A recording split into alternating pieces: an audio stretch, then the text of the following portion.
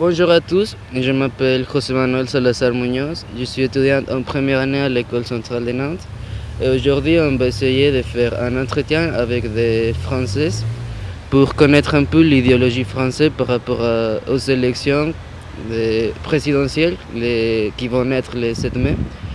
Alors, la première question que je voudrais vous poser, c'est par rapport au premier tour, vous êtes allé pour voter pour les premiers tours? Oui. Et vous aussi? Ah oui, oui, tout à fait. Et vous êtes tranquille avec les deux candidats qui ont obtenu la plus haute quantité de votes? J'étais un peu surprise. Oui. Pas toi? Moi, je suis extrêmement déçue, mais il fallait pas s'attendre à plus, quoi. D'accord. En tous les cas, moi, au premier tour, j'ai voté pour mes convictions, Mhm. pas pour éliminer Le Pen, comme il a été dit, Ok. qu'il fallait voter contre le danger, Le Pen, etc. Donc moi, j'ai voté pour mes convictions. À vrai dire, j'ai voté Mélenchon, qui a eu 19,5% de voix. Bon, trop juste pour être présent au deuxième tour. Maintenant, on est devant un fait accompli et je retourne voter et je voterai blanc. D'accord.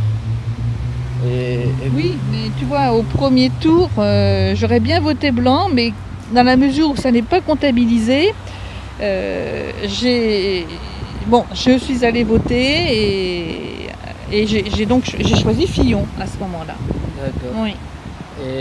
Et vous êtes tranquille pour le deuxième tour? C'est-à-dire, pour vous, c'est important quelle personne va gagner? Vous pensez que ça peut devenir un grand change en la France? Pour l'instant, on est dans l'inconnu, hein. Parce qu'en fait, on a eu un candidat qui n'a pas expliqué pendant sa campagne, enfin depuis un an, réellement ce qu'il envisageait de faire. Ok. Hein, contrairement à Fillon, Mélenchon. Maintenant, on commence à voir son programme, on commence à le dévoiler. Ok. En tous les cas, moi, je ne suis pas satisfaite du tout et je ne me fais aucune illusion.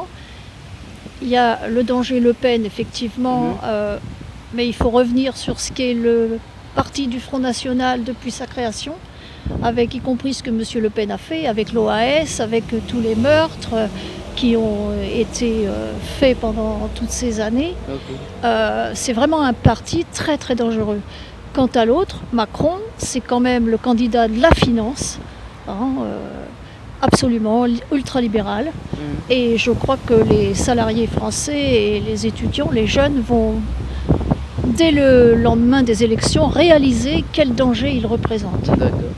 Parce qu'il n'est pas du tout pour la dignité de l'humain. Lui, ce qu'il faut, c'est il va souscrire à tout ce que les banques et le patronat demandent, sans s'occuper de l'être humain. Ok.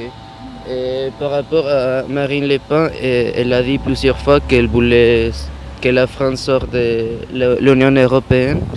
Je ne sais pas, qu'est-ce que c'est votre avis par rapport Non, à ça? pas du tout. Je trouve qu'il faut, il faut penser Europe. Oui, on ne peut pas s'isoler. Ok. Bon, Michel, quand tu parles de Le Pen avec l'OAS, depuis, il y a eu des membres, le FN est passé aux élections municipales, et cela déjà il y a 25 ans, mais ces villes-là maintenant ne sont plus forcément de droite, ils n'ont pas réélu ces candidats, d'autant que ce qui est arrivé parfois, c'est que ce candidat devenu maire, eh bien, dans des lieux publics, il y a des journaux qui ne paraissaient plus. Concrètement, l'humanité n'était plus dans les bibliothèques. Ok. Hein? Oui. Et vous, qu'est-ce que vous pensez? Sur quel... Sur la possibilité que la France sorte de l'Union européenne? Ah oui, d'accord, sur l'Europe. Je pense que de toute façon, on ne peut pas sortir de l'Europe comme ça. On ne va pas non plus faire un Frexit, là, comme les Britanniques ont fait avec le Brexit. Mais il faut revoir toute la législation, parce que c'est vrai que là, pour le moment, on est quand même sous la domination de l'Europe. Ok. Et que le droit des salariés est aussi fonction. Voilà. Ceci dit, en France, on est quand même le seul pays en Europe à avoir des droits sociaux qu'on n'a pas ailleurs. Donc il faut maintenir ces droits sociaux et faire que partout ailleurs en Europe, les mêmes droits soient acquis aux travailleurs. Ok. Parce que autrement c'est le négatif. Et c'est pour ça qu'en ce moment, le patronat, la droite ultralibérale se rebelle parce qu'ils ont eu peur que Mélenchon passe. Parce que pour eux c'était la fin de profits énormes, etc. Ok. Bon, enfin il y aurait plein de choses à dire, hein, parce que sur le sujet... Bah, c'était une campagne particulière. Ouais. Oui, c'est Oui, vrai. oui. Il a plein de trucs. Ah oui, il y avait de quoi être déçu, de Oui. toute façon. Et par exemple, je voudrais parler un peu de. Il y a plein de monde qui fait des commentaires, par exemple sur Facebook ou sur l'internet, de pas voter pour supporter Marine Le Pen. Mais vous pensez qu'il y aura plein de monde qui va voter pour Emmanuel Macron, mais seulement pour éviter Le Pen. Et qu'est-ce que vous pensez par rapport à ça? Vous pensez que ce type d'idées, c'est bien pour la France? Vous préférez mieux voter blanc? Qu'est-ce que vous pensez Non. par rapport? Maintenant, les votes blancs ne sont pas comptabilisés, donc c'est vrai que ça n'est pas évident. Mhm. Et d'ailleurs, je voyais ce matin, j'entendais que dans certaines villes, les gendarmeries sont surbookées parce qu'il y a beaucoup de gens. Nous sommes dans il y a un grand week-end devant nous et beaucoup de gens vont quand même partir, mais ont donné procuration. D'accord, Donc les gens veulent voter.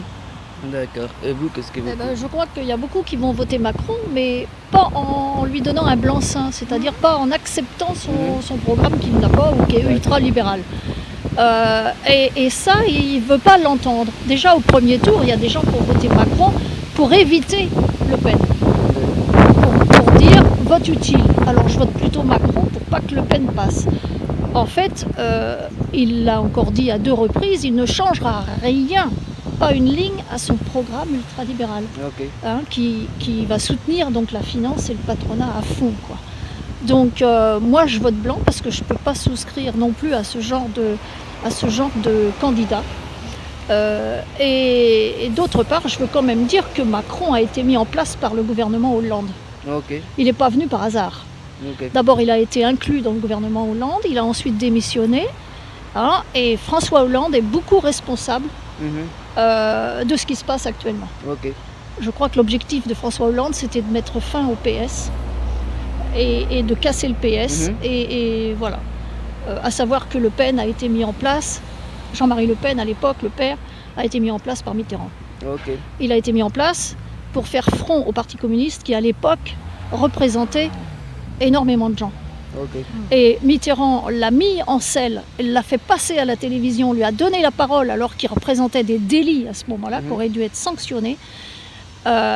Et en fait, ils ont comme ça réussi à gravir Ok. un nombre d'échelons, à tel point que maintenant, dans les municipalités, effectivement, comme tu le disais, mais il n'y a pas 25 ans que ça dure, les municipalités, c'est depuis 6 ans à peu près qu'il y a des élus municipaux dans les nouvelles mairies. Donc ils acquièrent une force et il faudrait leur enlever, quoi. Ok. Hein. Et quand on exprime des délits, on ne devrait pas avoir le droit à la parole. Ok. Pas possible ça. Oui, d'accord. En même temps, Marine Le Pen actuellement déguise son discours en le rendant social. Ok. Elle fait comme si elle allait s'intéresser aux plus bas salariés, aux jeunes, aux agriculteurs, etc. Alors que c'est absolument faux. Ok. Il ne faut pas la croire, quoi. On voit bien ce qu'ils ont fait. Une Et communiste leur, d'emprunt. Hein. C'est une communiste d'emprunt. Non, mais tu parles de Macron qui a démissionné 1 an avant les élections. Rappelle-toi, Pompidou, qui était le premier ministre de Charles de Gaulle, lui aussi, il a pris soin de démissionner en 68 pour se présenter en 69.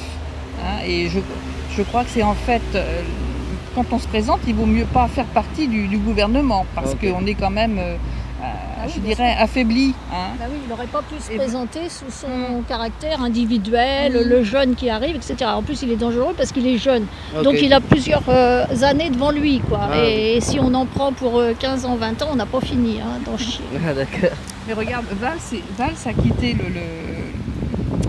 le gouvernement trop tard, je veux dire. Ok. puisqu'il s'est présenté lui aussi aux primaires de la gauche. Oui, mais lui, il menait la politique avec Hollande quand même. Hein. C'est quand même Valls qui est responsable de toutes les mesures depuis 2012 avec Hollande. Hein. Toutes les mesures Et, libérales.